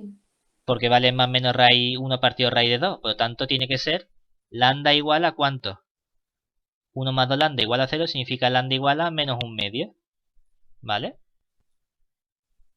Y entonces de aquí me salen unos puntos que son puntos P sub 1, que sería, estoy en el caso I1, es decir, la X valía 0. ¿Y la Y cuánto vale? 1 partido raíz de 2, ¿verdad? ¿Y la Z cuánto vale? Menos I, es decir, menos 1 partido raíz de 2. ¿Y el lambda cuánto vale? Siempre menos 1/2. Y otro punto que es el punto P sub 2, que estoy en el caso I, es decir, la X vale 0. La Y puede valer menos 1 partido raíz de 2. En ese caso la Z vale signo contrario 1 partido raíz de 2. Pero el lambda siempre vale menos 1/2. ¿Vale? Tengo esos dos puntos. Y ahora nos vamos al otro caso posible. Que sería el caso en el que tenemos el caso I2. Es decir, si menos 1 más 2 lambda es igual a 0. Es decir, si la lambda vale, ¿cuánto? 1/2, ¿verdad? Si lambda vale 1/2, pues sustituimos en la primera ecuación. Y la primera ecuación me queda menos z, lambda vale 1/2, es decir, menos z más i igual a 0. Aquí me quedaría i cuadrado más z cuadrado menos 1 igual a 0, ¿verdad? Claro, pero eso significa que la i vale lo mismo que la z. Y entonces de aquí sacamos, por ejemplo, que 2i cuadrado es igual a 1. Es decir, que la i vale más menos 1 partido raíz de 2. Por lo tanto, aquí me va a quedar un punto, vamos a llamarlo, por ejemplo, r sub 1, que va a ser dentro del caso i, la x vale 0. La y puede valer 1 partido raíz de 2. La z vale entonces lo mismo, 1 partido raíz de 2. Y el lambda vale 1/2 siempre. Y otro punto r sub 2, en el que la x sigue valiendo 0. La y ahora vale menos 1 partido raíz de 2. La z vale lo mismo, menos 1 partido raíz de 2. Y el lambda vale también 1/2. Es decir, dentro del caso x igual a 0 tenemos dos subcasos en el que ya tenemos 4 posibles puntos, 4 puntos críticos que son posibles extremos relativos. Pero esto era uno de los casos, es decir, esto era el caso x igual a 0. Me falta estudiar el caso lambda igual a menos 1, ¿verdad? Pues ahora hacemos lo mismo. Caso 2, si lambda es igual a menos 1. Si lambda era igual a menos 1, ¿qué teníamos? Que la primera ecuación era 0 igual a 0, entonces la primera ecuación no la escribo. Me voy a la segunda ecuación, que sería menos z, y como el lambda vale menos 1, me queda menos z menos 2i. Pues entonces escribimos menos z menos 2i igual a 0. La siguiente sería menos i menos 2z igual a 0. Y la última ecuación, como el lambda es menos 1 y aquí no aparece lambda, me sigue quedando igual y me queda x cuadrado más i cuadrado más z cuadrado menos 1 igual a 0. ¿Vale? Hombre, esta ecuación más o menos sencilla, ¿verdad? Porque vemos la simetría, o vamos, quien dice vemos la simetría dice podemos sustituir, ¿no? Y podemos decir, pues la z vale menos 2i. ¿Eso qué significa? Que entonces sustituyendo aquí me queda menos i menos 2 por z sería más 4i, ¿verdad? Y eso vale 0. ¿Eso qué significa? Que ¿cuánto vale la i? 0, ¿verdad? Y entonces ¿cuánto vale la z? 0 también. Y entonces en esta ecuación ¿qué me queda? X cuadrado menos 1 igual a 0. Es decir, me queda x igual a más menos 1, ¿verdad? Sí. Y entonces de aquí, ¿qué me sale? Me quedan dos puntos, vamos a llamarlo S sub 1, que sería la x vale 1, la y siempre vale 0, la z siempre vale 0 y el lambda aquí siempre vale menos 1. Y un punto S sub 2 en el que la x vale menos 1, la y siempre vale 0, la z siempre vale 0 y el lambda siempre vale menos 1. Entonces tenemos estos 6 puntos. Esos 6 puntos son puntos críticos que pueden ser máximos, mínimos, puntos de silla o no sabemos qué puede ser. ¿Vale? Entonces, para determinar el carácter, calculamos nuestra casi matriz hessiana, que sería H sub L, que va a depender de X, de Y, de Z y de lambda. ¿Vale? ¿Qué me va a quedar? Me va a quedar que esto era, cojo la primera componente y la derivo respecto de X, ¿verdad? Y me va a quedar entonces 2 más 2 lambda. Pues cogemos y pongo 2 más 2 lambda. Como solo dependía de X, al derivar respecto de Y o respecto de Z me va a salir 0. Y entonces como es simétrica, sé que aquí aparece un 0 y un 0. Me voy a la segunda componente, que sería menos Z más 2 lambda I. Y derivo respecto de Y. Por lo tanto me queda 2 lambda simplemente, ¿verdad? Ahora la derivo respecto de Z. Y al derivar respecto de Z, el 2 lambda I desaparece y me queda menos 1. Por lo tanto aquí aparece un menos 1 y como es simétrica sé que aquí aparece también un menos 1. Y por último ya solo me queda la última componente que era menos i más 2 lambda z, derivarla respecto de z. Y entonces me queda 2 lambda. Pues entonces aquí pongo un 2 lambda. ¿De acuerdo? Ahora, ¿qué tenemos que hacer? Sustituir en todos y cada uno de los 6 puntos. Es decir, vamos a ir sustituyendo. Para eso teníamos, por un lado, h sub l del punto p sub 1, que era hl, y el punto p sub 1, ¿quién había sido? P sub 1 era 1 partido raíz de 2 menos, vale, pues sería 0, 1 partido raíz de 2, menos 1 partido raíz de 2, menos un medio, que es el lambda, ¿de acuerdo? El punto P sub 2 en realidad tiene el mismo lambda, ¿verdad? Entonces lo que vamos a poder hacer luego más rápido es que como esta matriz hessiana que hemos obtenido aquí solo depende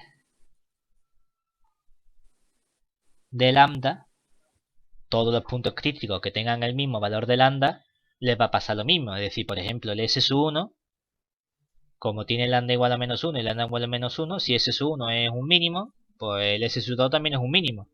¿De acuerdo? Porque solo depende de lo que le pase al lambda. Entonces vamos a ver. Entonces teníamos que nuestra matriz hessiana era 2 más 2 lambda. Por lo tanto, aquí ¿qué me va a quedar? El lambda vale menos un medio. Por lo tanto, 2 más 2 lambda, ¿qué me queda? Sería un 1. 2 más menos 1 por 2, que sería 1. Luego sería 0, 0, 0, 0. ¿Vale? Pues aquí sería 0, 0, 0, 0. Esto es un menos 1 y esto es un menos 1. Y aquí aparece 2 lambda y 2 lambda. Como el lambda es menos un medio, aquí aparece menos 1 y menos 1. Bueno, pues vamos a calcular. Aquí tenemos delta sub 1 vale 1, que es positivo. Delta sub 2, ¿cuánto vale? Vale menos 1, que es como negativo. Y delta sub 3, ¿cuánto vale? Es el determinante completo que, como se repite una fila, es 0. Claro, esto fallan todas las cosas que podían fallar. No es positivo, positivo, positivo. Ni empieza en menos más. Que no es que sea más menos, no. Tiene que empezar en menos y luego más y luego menos. Por lo tanto, esto de aquí es indefinida. Yo no sé lo que le pasa a esto, ¿verdad? Pero no puedo decir que P sub 1 sea un punto de silla ni nada. Entonces, ¿qué tengo que hacer? Como no sabemos lo que pasa, aquí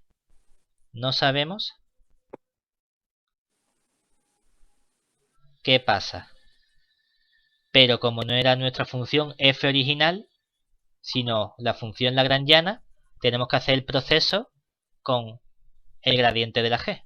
Entonces, vamos a usar la restricción. ¿Vale? Entonces calculamos el gradiente de nuestra restricción, de g de x y z. Claro, la restricción, ¿quién era? La restricción era x cuadrado más y cuadrado más z cuadrado menos 1. O sea que al calcular el gradiente es 2x, 2y, 2z. ¿Vale? Pues ponemos 2x, 2y, 2z. Y entonces calculamos cuánto vale nuestro gradiente de g en el punto P1.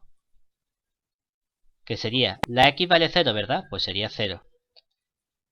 La y vale 1 partido raíz de 2, pues me queda 2 entre raíz de 2. La z vale menos 1 partido raíz de 2, pues me queda menos 2 partido raíz de 2. Que si queremos, pues podemos escribir este vector como el 2 raíz de 2 menos raíz de 2. ¿De acuerdo? Ahora, imponemos que el gradiente de g en el punto P1 multiplicado por x y z sea igual a 0. Que esto es lo mismo que decir que 0 por x más raíz de 2 por y menos raíz de 2 por z es igual a 0. Despejando me queda que la y tiene que ser igual a z, ¿verdad? Ahora, importante, nuestra matriz hessiana H sub L en el punto P1, ¿quién era? Era la matriz 1, 0, 0, 0, menos 1, menos 1, 0, menos 1, menos 1. Y esto lo voy a identificar con la forma cuadrática. Que la forma cuadrática tiene dos partes. Por un lado, los elementos de la diagonal. Los elementos de la diagonal se ponen tal cual 1 por x cuadrado más menos 1 por y cuadrado más menos 1 por z cuadrado. ¿Vale? Que estos serían estos elementos de la diagonal. ¿Vale? Y aquí aparece este 1, este menos 1 y este menos 1. Ahora, los elementos que no están en la diagonal, los elementos que están aquí, son simétricos. Eso significa que vienen por un lado de xy, bueno, en este caso sería de iz, y de aquí de zi. Por lo tanto, ¿qué ocurre aquí? Que se suman. Y entonces aquí aparecería, por un lado, el menos 1 de aquí y el menos 1 de aquí. Y todo eso que va, como es zi, pues puedes poner iz o zi y me da exactamente igual. ¿Vale? Vale. Y aquí sería el término morado. ¿Vale? Claro. Entonces esto no es otra cosa que, pues aquí me quedaría x cuadrado menos y cuadrado menos z cuadrado menos 2iz. Y ahora, ¿cómo restringimos? Esto sería la forma cuadrática de la hessiana L, ¿de acuerdo? Ahora queremos calcular la restricción. Q sub L restringido ¿a quién? A esta ecuación de aquí, ¿verdad? ¿Que esta ecuación de aquí quién es? Y igual a z, ¿verdad? Ah, pues ¿qué tenemos que hacer? En esta ecuación cambiar la y por z simplemente. Y entonces nos va a quedar x al cuadrado. Si por ejemplo le ponemos todo, yo qué sé, con y, pues me va a quedar menos 2y al cuadrado. Y aquí me queda menos 2 y por z, que sería menos 2y al cuadrado, ¿verdad? O sea que todo esto en qué se convierte? Se convierte en x cuadrado menos 4y cuadrado. Pero claro, esto también se corresponde con una matriz, ¿verdad? La matriz sería, como solo hay elementos al cuadrado, sería un 1 y un menos 4. Como no aparece x por y, aquí hay un 0 y aquí hay un 0, ¿verdad? Y ahora, para esta matriz de aquí, ¿cuánto vale el delta sub 1? El delta sub 1 vale 1, que es positivo, ¿verdad? ¿Cuánto vale el delta sub 2? El delta sub 2 vale menos 4, que es negativo. Esta matriz entonces, ¿qué le pasa? Que es indefinida, ¿verdad?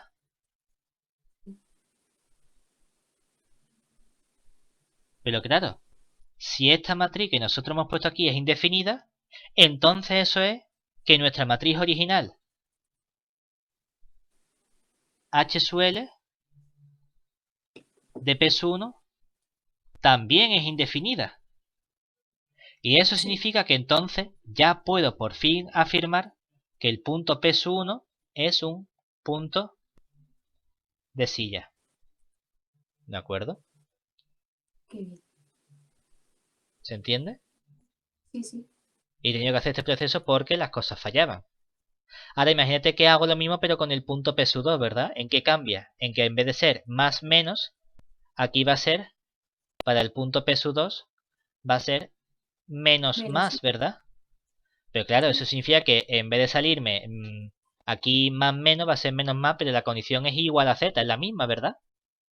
La restricción es la misma, y como la restricción es la misma, me va a quedar la misma matriz aquí. Por lo tanto, eso pasa para el punto P sub 1 y para el punto P sub 2.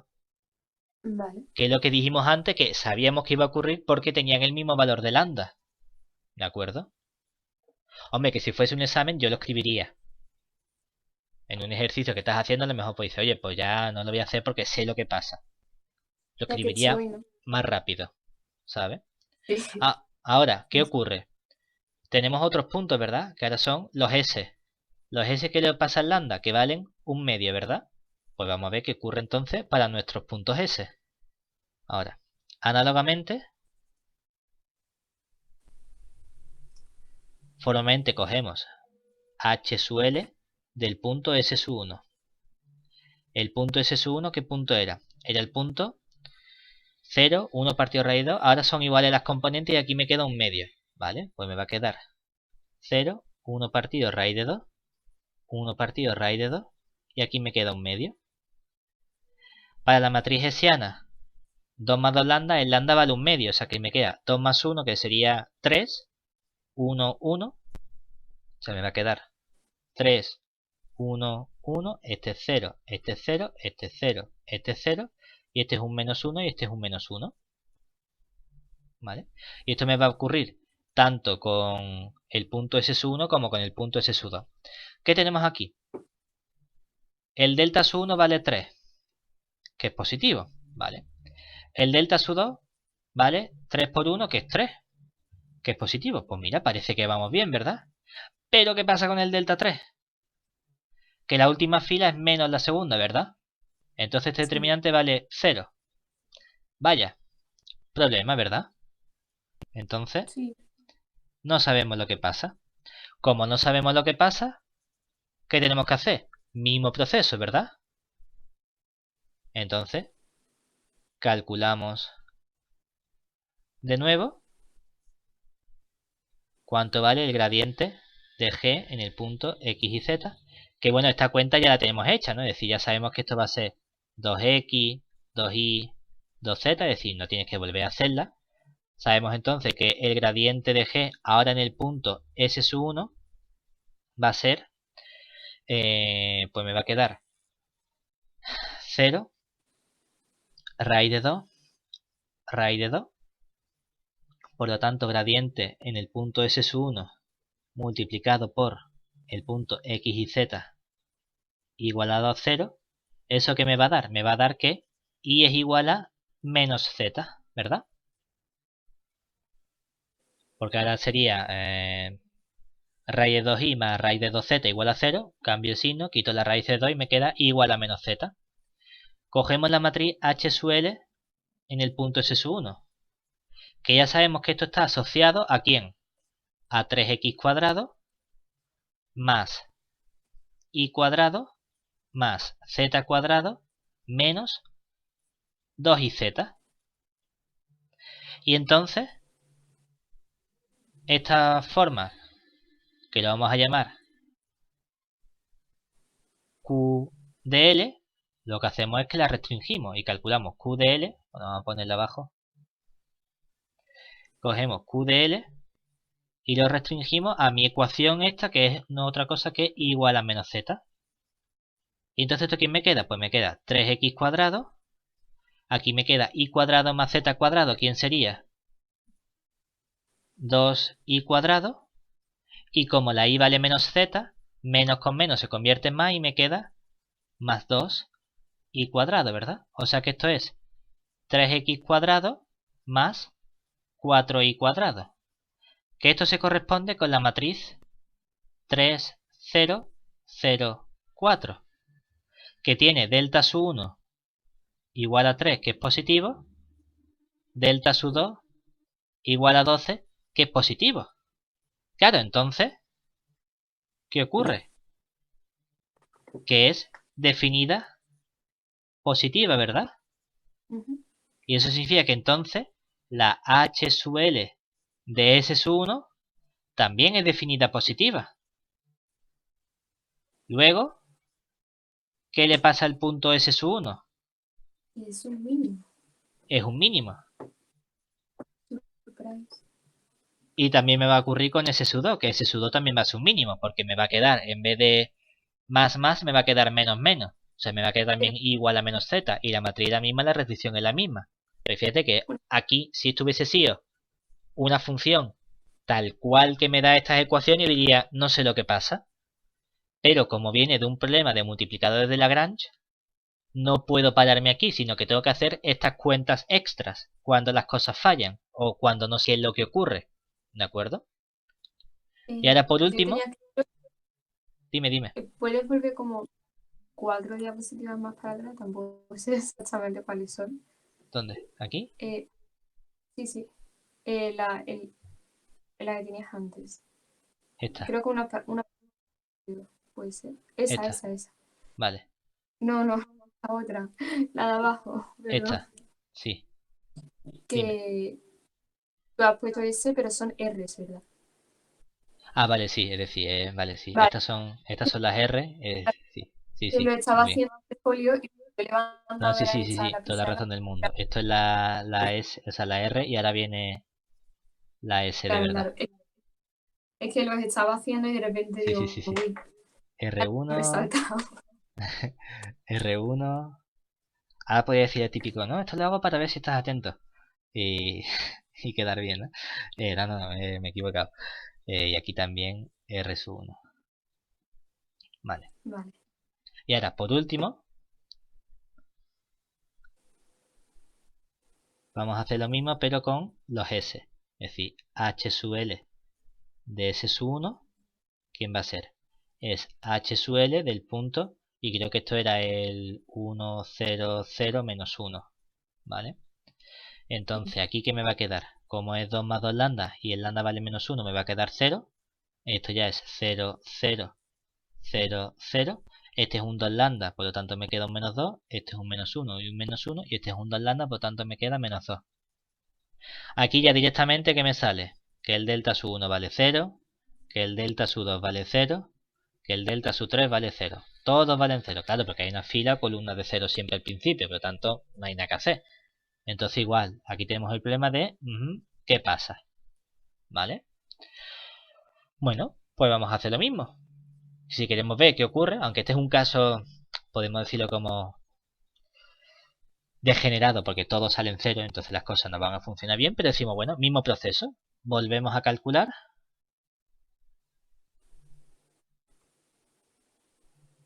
¿Qué vamos a calcular? El gradiente de g en x y z, que este sería nuestro 2x, 2y, 2z.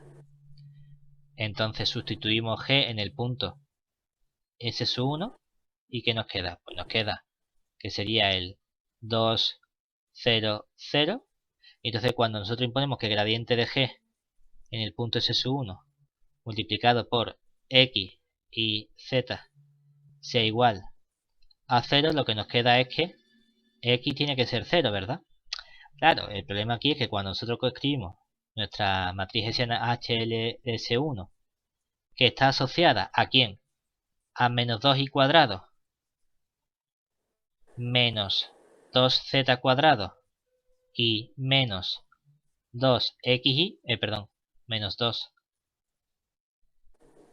y z, que es lo que vamos a llamar la cuadrática de L, al restringir a x igual a 0, ¿aquí hay alguna x?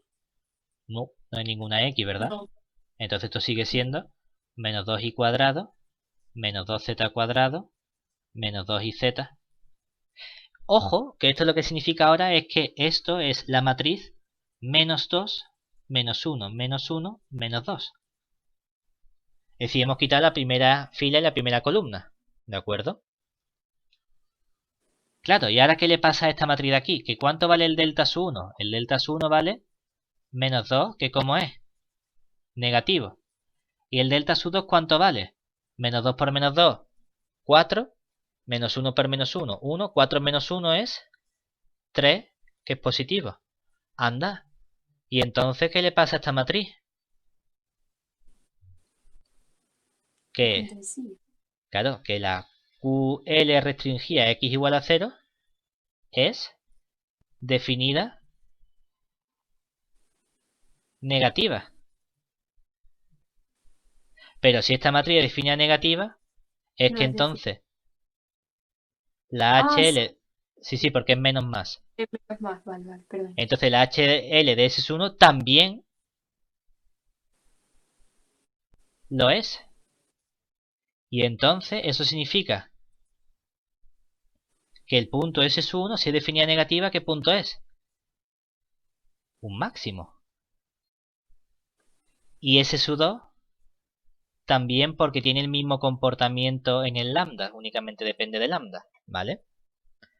Es decir, de aquí que hemos obtenido, pues hemos tenido que hemos sido capaces de determinar el carácter de los 6 puntos, donde nos ha quedado que los puntos P, que eran los 2 puntos de silla, los puntos R, que eran los 2 mínimos, y los puntos S, que eran los 2 máximos. Si recordamos cuál era nuestro problema, el problema original, ¿cuál era?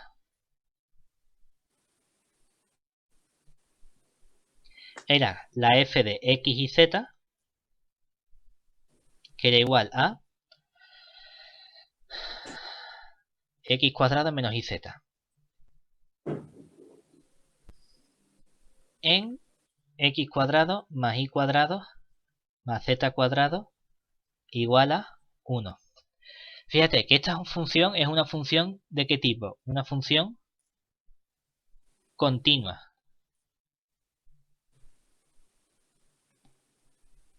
¿Y esto qué es? Esto es una esfera.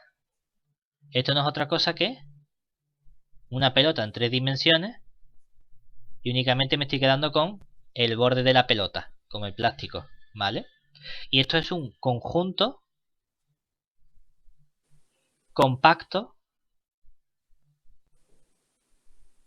en R3. Compacto significa es cerrado, tiene borde y es acotado, no es infinito. ¿Vale? Y entonces hay un teorema, que es el teorema de Weierstrass, que nos dice que si tengo f continua más un conjunto A compacto,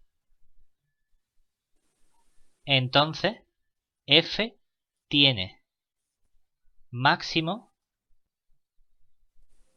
y mínimo, que son globales, pero bueno, eso no nos preocupa, en A. Es decir, que yo ya sabía que seguro, cuando resuelva este problema, seguro que me tiene que salir que hay un máximo y que hay un mínimo. Si no me saliese que hay un máximo y un mínimo, habría algo que estaría haciendo mal. Alguna cuenta, algún signo, alguna restricción, algo me tenía que equivocar. En nuestro caso,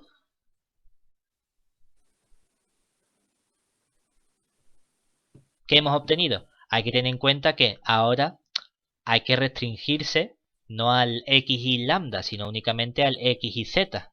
¿De acuerdo? Es decir, que el punto P1, ahora el lambda ya, para terminar el problema, no lo tenemos en cuenta. Decimos, oye, pues el punto, que si queremos lo llamamos también P1, o si no le ponemos una tilde o un gorrito, ¿vale? Pero este P1 ahora, ¿quién es? Ahora es el punto 0, 1 partido raíz de 2, menos 1 partido raíz de 2. Es decir, 0, 1 partido raíz de 2, menos 1 partido raíz de 2. El punto P2 es el punto 0, menos 1 partido raíz de 2, 1 partido raíz de 2. Estos son puntos de silla pero de f, ¿vale? Porque yo tengo que finalizar mi problema con la función original. Luego tenía un punto r sub 1, que era el punto 0, 1 partido raíz de 2, 1 partido raíz de 2, y el punto r sub 2, que es el punto 0, 1 partido raíz de 2, 1 partido raíz de 2, que son mínimos o máximos. Mínimos. Mínimos Y las S son los máximos. de f. Y por último, s sub 1, que sería el punto 1, 0, 0. Claro, fíjate que el punto s sub 2, ¿quién es? El menos 1, 0, 0, ¿verdad? Que son máximos de f. Pero tengo que terminar. Yo sé que esto ya debemos saber que existen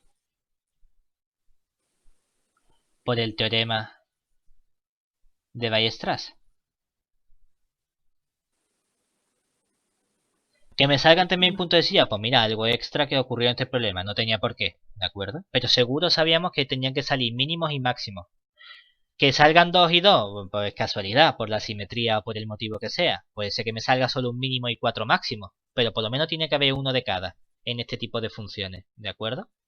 Y tengo que terminar siempre el problema en el examen diciendo, oye, los puntos de 3 componentes, ya quito el lambda, son lo que sea de f, punto de silla, máximo o mínimo, ¿de acuerdo?